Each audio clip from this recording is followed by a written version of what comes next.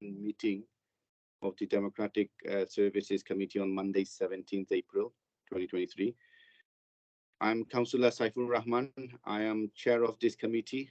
Please ensure that your phone are switched to silent for the duration of the meeting today. In addition, when asked to raise your hand, if members who are virtually viewing this meeting could raise your electronic hand, and for members in the committee room, just raise your hand. And I'm sure Alison will assist me in identifying who they are in the chamber, as I'm not able to attend today in person. Just to make you all aware, today's meeting will be recorded. So if I move on the agenda then, agenda item number 1, which is declaration of interest. Are there any declaration of interest? If any members have declaration in relation to any report on today's agenda, can you please indicate now?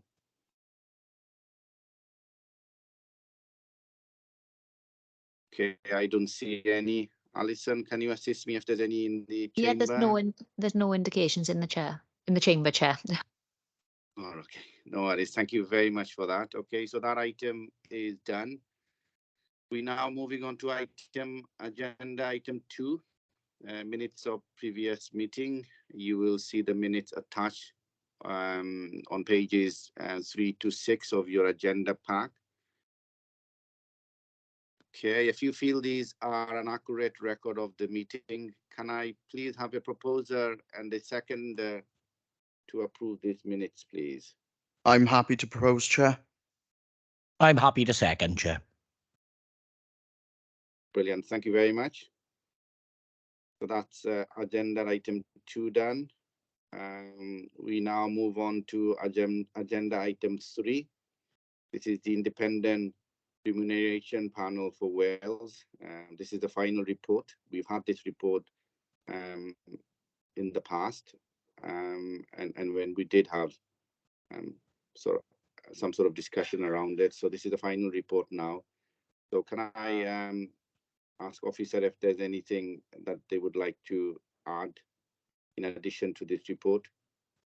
If I can come in, Chair, just for the sake of clarity then, just to explain, the Independent Remuneration Panel for Wales, or IRPW, has various powers set out in legislation, and one of the main functions is to set the level of remuneration payable to elected members and co-opted members of local authorities. So just as you indicated, Chair, your draft version of the IRPW report came before this committee in November 2022.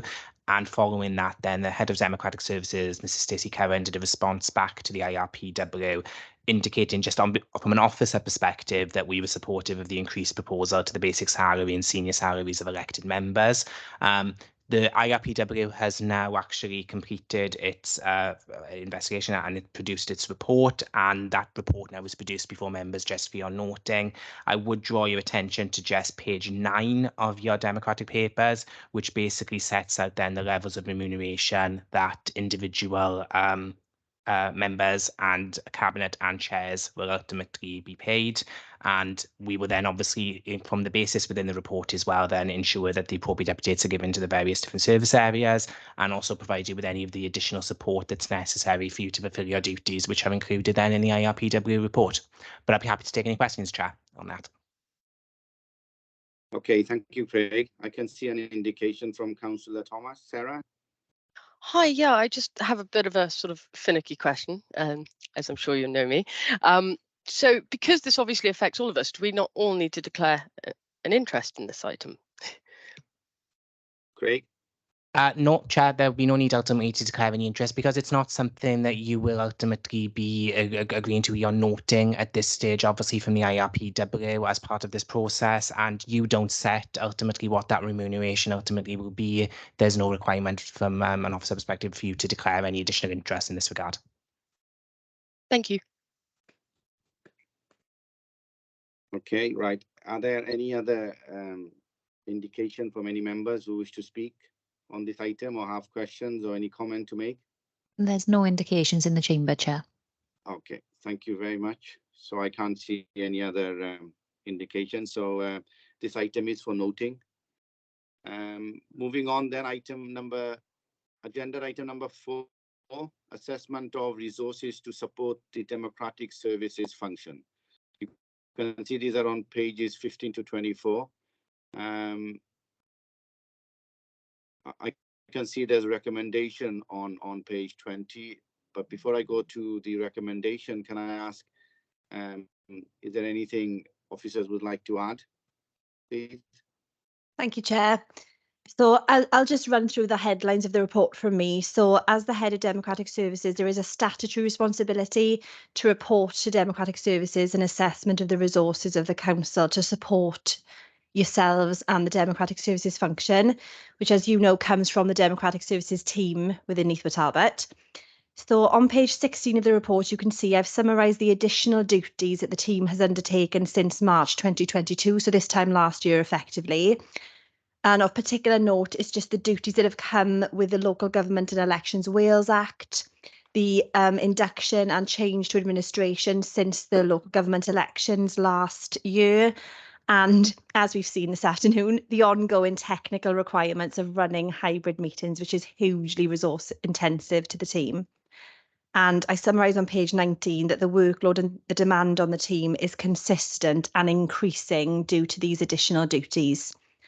I think it's worth noting as well, the Democratic Services function of the South West Wales Corporate Joint Committee is being undertaken by us here in Neath Talbot as well, and that is a huge duty on top of the existing committee structure, as well as supporting the Swansea Bay City Region joint scrutiny arrangements. And any logistics and practicalities of supporting joint and regional committees are huge when you have to liaise with other organisations and partners. It's really resource intensive on top of everything else that the team has to do. And as everyone will be aware, brilliant news for the authority, but when we've got projects such as the Wild Fox Resort, the GCRE, the brilliant Freeport bid, all of these structures come with their own committee structure and governance arrangements underneath, and it is highly likely that Democratic Services are called upon to support those structures on top of supporting the entire council's committee structure, which, as you know, is massive. So consideration, I think, needs to be given to how the existing team of 9 members of staff are split to support these entire arrangements, because they will be quite resource intensive. We have had some issues in terms of medium-term sickness absence. And as you know, statutory meetings of council are statutory. We can't just cancel them because we haven't got members of staff to cover them. So they have to be covered regardless, given the quota of staff available on the day. And added this to significant workloads already, we are seeing some pressure building up within the team. So what I've summed up in the report to you this afternoon is there is sufficient support to support Democratic Services and members at present, as long as there is no significant absence within the team, which is obviously unplannable. But any ongoing pressure for additional work is unsustainable. The team in Democratic Services are working at capacity, and the pressure of any additional responsibilities will have a detrimental impact on their well-being and the quality of their existing work. The work that we provide and the minutes and the support to the reports and recommendations, ensuring safe and legal decisions are made, will be jeopardised if the resources are spread any more thinly at the moment. And Craig and I are duty bound to present that concern to you. So currently there is satisfactory arrangements, but I would put an air of caution that if we are asked to support anything further, we would need to present to you those concerns for you to take a view as Democratic Services Committee, because that is your remit to do so. And I think that's all I'd like to say, Chair. The report there is there in front of committee, and happy to take any questions. Okay, thank you, Stacey. As chair, then can I just start by saying that I totally appreciate everything that you do. I witnessed how you set up hybrid meeting, and the amount of time consuming that is for you to do. I mean, there was a time where you just end up in a meeting with paper, document, agenda, and that's it, you start the meeting. However, you are absolutely correct in saying that there are a lot of work needs to be undertaken prior to having meetings such as this today. So please take on my thank, and I'm sure the committee's thank to the team for all the hard work they do and all the added extra pressure associated with hybrid meeting. Peter, please. Thank you, Chair. Yes, I thank you, Stacey, for being so honest in that report. Obviously, we all appreciate the work that you do.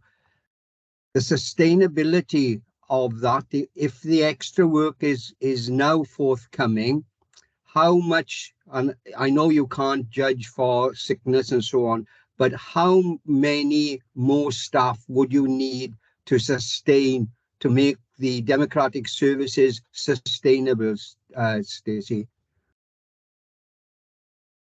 Thanks, Councillor Rees, and good question. Because it's not just numbers of staff. The problem is as well is being able to recruit the staff, because scrutiny officers, for example, are very, very difficult. There is a shortage of them across Wales. We're in competition with all other authorities for them, and the same with democratic services officers, really. So even if we did have the budget for it, it's finding them is difficult. But it's how long's a piece of string, really, I suppose. It depends on the nature of the work that is forthcoming and what resources come with that. In terms of the South West Wales Corporate Joint Committee, for example, that is like service in a council again on its own. It's got its own constitution, it's got its own subcommittees. Craig is the monitoring officer for that on top of the council. So it's basically mirroring the council arrangements for one organisation. So it is how long's a piece of string, really, but I don't know if there is an answer to it, to be honest. If I could come Right. in then, Chair, if that would be okay, just to pick up on a point then which Yeah, Stacey sure. mentioned. One thing I can assure members is that all of this is always kept under active review. As additional work pressures arise, as we look at new opportunities, we always try to find ways to structure it in the most efficient way, ultimately within the Democratic Services team. And we bring in the support of additional legal colleagues, ultimately, to try and assist in that regard. So where we talk about the resource implication, we always keep that under active review, and we always make sure that we're not placing too much of a detriment on any staff members or additional responsibilities, because it is something we're very focused on to make sure that well-being takes paramount, ultimately, of the staff involved, and they're not overstretched. So we do spend a lot of time and effort to make sure that workloads are manageable for all members of the team. Peter, do you want to come back in? No, I thank you for that. But having said that, I think we have a responsibility as a Democratic Services Committee to ensure that our staff are well looked after and they are not taken to almost breaking point, because I'm just concerned with the extra responsibilities. And Stacey mentioned the extra projects that are coming in now. You know, there might come a time very soon, I predict, when staff will say enough is enough. And I take what Craig says about getting people in and so on, but I think we do have a responsibility to ensure that democratic services personnel are looked after. Okay, thank you, Peter. I totally agree. Can I ask, this sort of report, do they come quite often to this committee, Craig, or is it just one-off? I have a duty to report to you annually, Chair. So that's what this is now. But what I think I'm minded to do, given the projects and additional responsibilities in the very near pipeline, shall we say, I will be minded to report back half yearly to you. So perhaps in the autumn, we'll be in a better position to reflect what responsibilities have been given to us in terms of supporting these existing planned arrangements, because they are still all quite in their infancy on top of where we are. So perhaps if that's okay with the committee, perhaps in the autumn time, I'll bring back a refreshed version of this so we can reflect as a committee on any particular requirements we can come up with going forward, and we can reflect back on how it's actually working for the Democratic Services team. I'll put that on the forward work programme then, Chair, with the committee's agreement. Okay. I move that, Chair. Brilliant. Can I get a seconder, please? Happy to second, Chair.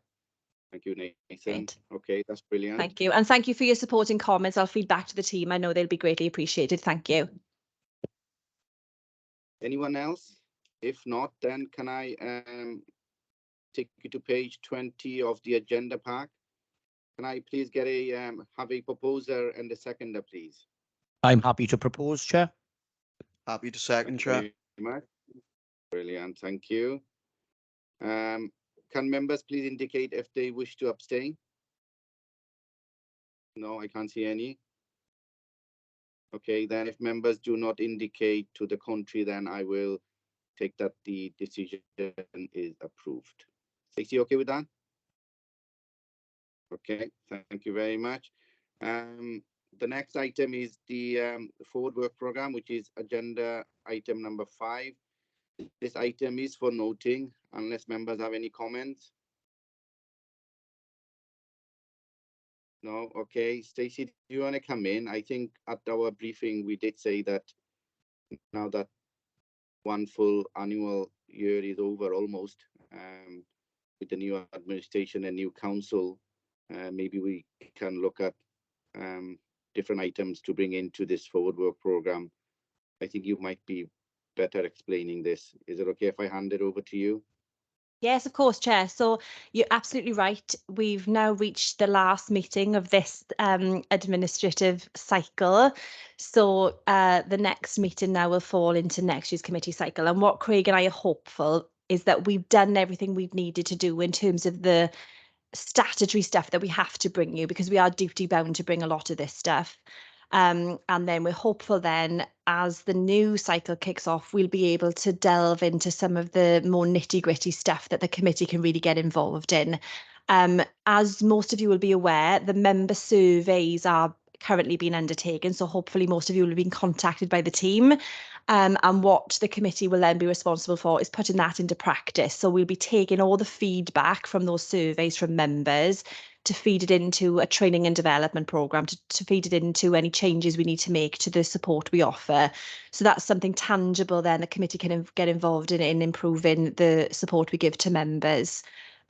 We'll also be looking at the diversity and democracy stuff that we've considered, the harassment of councillors and that sort of policy into practice decision. And what we're thinking of doing is holding a forward work programme sort of planning session after May, so the committee can really give us your views on what you'd like to get involved in terms of practical stuff that can really start to make a difference, because I know some of this stuff is quite dry and it's just the legal stuff that we have to bring you.